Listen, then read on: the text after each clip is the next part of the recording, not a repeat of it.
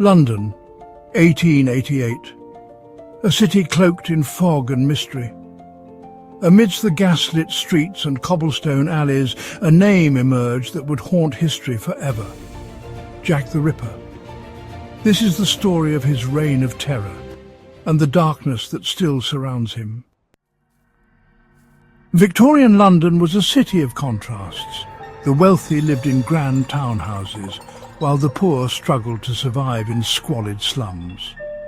Whitechapel, in the East End, was a labyrinth of narrow streets, cheap lodging houses and dark alleyways. Crime, prostitution and disease were part of daily life. Over 76,000 people crowded into Whitechapel's crumbling buildings, their lives overshadowed by poverty and desperation. On the morning of August 31st, 1888, a carman named Charles Cross discovered the body of Mary Ann Nichols, Polly as she was known. Her throat had been slit twice, and her abdomen savagely mutilated. She had been last seen leaving a lodging house, seeking money for a night's stay. Her death was the first sign of something monstrous. Just 8 days later, on September 8th, Annie Chapman was found dead behind 29 Hanbury Street. Her throat had been cut and her body was horrifically mutilated. Her intestines were placed over her shoulder and her uterus had been removed. The killer seemed to have some knowledge of anatomy. London's press erupted. Jack the Ripper, a name borrowed from a mocking letter sent to the police, became synonymous with terror.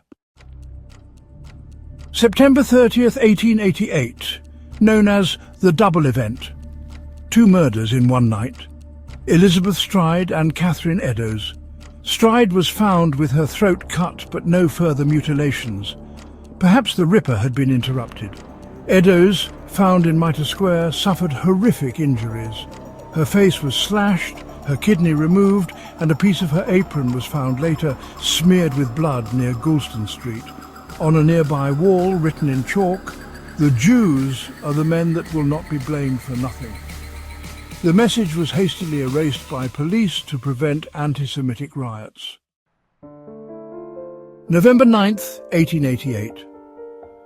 Mary Jane Kelly, the youngest and final canonical victim, was found in her room at Miller's Court. She was brutally mutilated beyond recognition.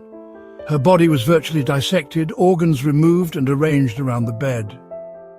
The killer had time and privacy, and he used it to the fullest. Scotland Yard, under pressure from the public and the press, launched an unprecedented investigation. Chief Inspector Frederick Aberline led the case.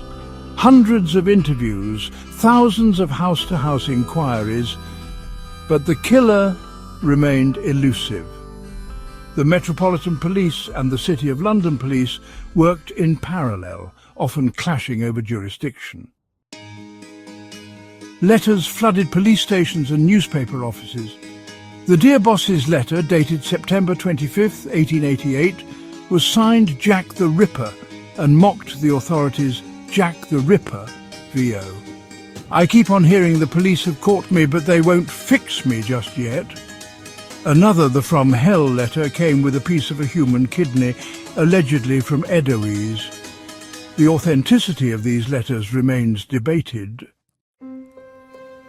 Dozens of suspects emerged: Montague John Druitt, a barrister found dead in the Thames; Aaron Kosminski, a Polish immigrant with mental health issues; Michael Ostrog, a violent criminal. Even Prince Albert Victor, the Queen's grandson, was rumoured to be involved. Modern investigations have explored everyone from local butchers to doctors, even famous painter Walter Sickert. Yet no definitive proof has ever surfaced. Behind the horror were real women with real struggles. Polly Nichols, a mother forced onto the streets; Annie Chapman, separated from her family; Elizabeth Stride, an immigrant seeking refuge; Catherine Eddowes, a spirited singer; Mary Jane Kelly, who dreamed of a better life. They were more than names in a newspaper.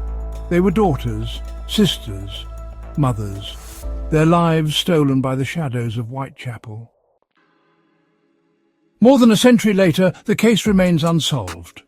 The mystery of Jack the Ripper fascinates and horrifies us.